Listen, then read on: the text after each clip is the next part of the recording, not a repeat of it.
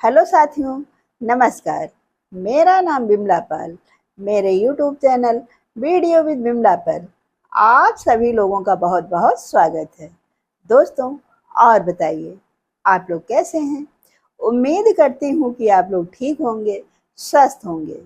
दोस्तों, मेरा आप लोगों से अनुरोध है कि अगर आप लोगों ने अभी तक मेरे चैनल को सब्सक्राइब नहीं किया है तो प्लीज़ चैनल को सब्सक्राइब कर दें, लाइक और कमेंट अवश्य करें। और जो लोग चैनल को सब्सक्राइब कर चुके हैं उनसे मेरा यह अनुरोध है कि वीडियो को लोगों में शेयर अवश्य करें। दोस्तों, आज हम फिर आए हुए हैं अपने चैनल पर एक नई कहानी के साथ में। तो चलिए हम सुनाते हैं आप लोगों को कहानी। है क्या, रवि नाम का एक लड़का था।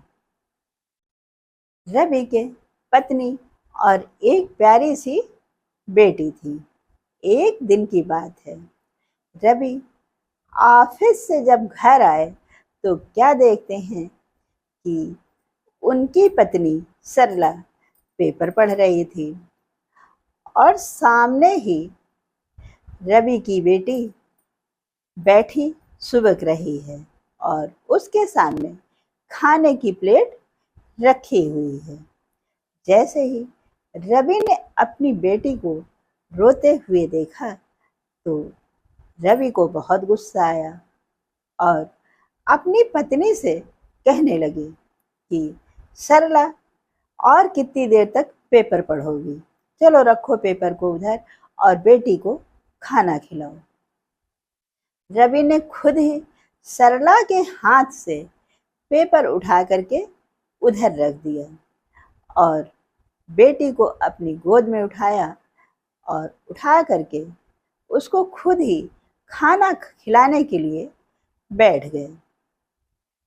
जब रवि बेटी को खाना खिलाने लगे तब बेटी कहने लगी कि पापा, मैं अपने हाथ से खाना खा लूँगी, पर खाना खाने से पहले मेरी आप लोगों से एक शर्त है।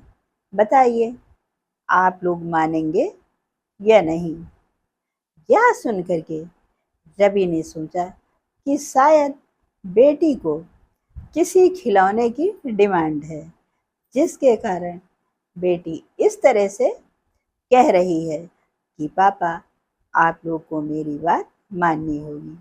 तब रवि अपनी बेटी से कहने लगे कि बेटा, बताओ तुम्हें कौन सा खिलौना चाहिए, पर याद रहे बहुत महंगा कोई खिलौना नहीं खरीदना है।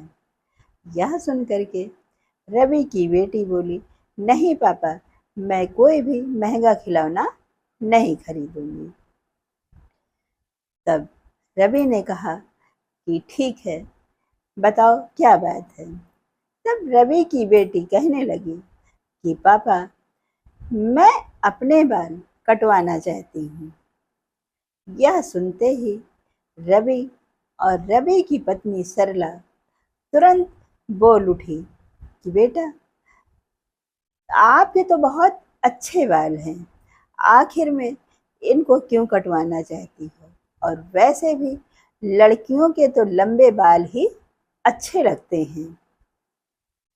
पर रवि की बेटी ने अपनी जिद ही ठान रखी थी बाल छोटे कराने की। उसके बाद रवि ने अपनी बेटी की शर्त मानी और उसको खाना खिलाने के बाद पार्लर ले गए।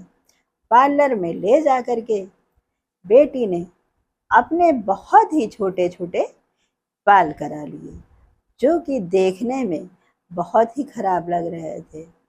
पर उस लड़की पर इन छोटे बालों से कोई फर्क नहीं पड़ने वाला था और उसको ना तो कुछ इस तरह से लग रहा था कि उसने अपने बाल इतने छोटे करा रखे हैं। अगले दिन रवि की बेटी का स्कूल था। रवि खुद ही अपनी बेटी को स्कूल छोड़ने के लिए गए। जैसे ही रवि गेट के अंदर पहुंचते हैं तो सामने ही उनकी बेटी की टीचर आते हुई दिख गई और रवि की बेटी को देखकर रवि से कहने लगी कि आपकी बेटी बहुत समझदार है। आखिर में आपकी बेटी ने यह सोच लिया था कि मेरे बेटे को क्लास के बाकी बच्चे देखकर हंसते थे, जिसके कारण आपकी बेटी ने भी अपने बाल छोटे करा लिए। है क्या, बेटे को कैंसर की वजह से उसके सारे बाल गिर गए हैं। अब वह जब स्कूल आता है तो क्लास के बच्चे उसका मजाक उड़ाते हैं, जिसके कारण बेटा स्कूल आने के लिए तैयार नहीं होता है।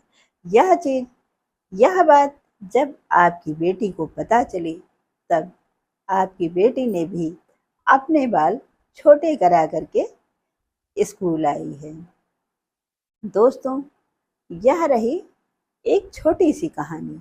इस कहानी से हमें यह सीख मिलती है कि अपनी सुंदरता और अपनी खुशी तो हर एक व्यक्ति को अच्छी लगती है, पर अपनी सुंदरता को किसी दूसरे के लिए कुर्बान कर देना, यह सबसे बड़ी बात होती है।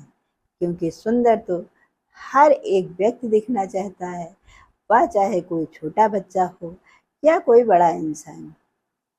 पर अगर किसी की कमी को देख करके लोग मजाक उड़ाते हैं और उस चीज को अगर कोई समझता है तो वह भी उसी तरह बन जाता है, तो इससे बड़ा परित्याग और क्या हो सकता है। रवि की बेटी ने तो इसलिए अपने बाल छोटे करा लिए थे ताकि क्लास में एक की जगह पर दो बच्चे इस तरह से दिखेंगे, तब अन्य बच्चे शायद उनका मजाक ना उड़ाएं। दोस्तों, यह रही एक छोटी सी कहानी।